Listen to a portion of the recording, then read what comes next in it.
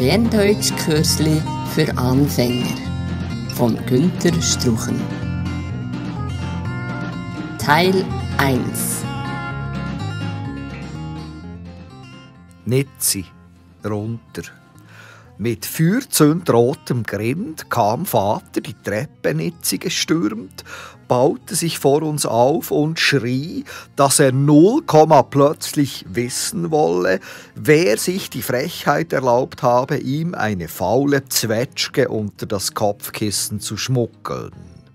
Ich deutete auf meinen Bruder Tim und Vater stopfte ihm besagte Frucht durch die Nasenlöcher bis in seinen Frontallappen.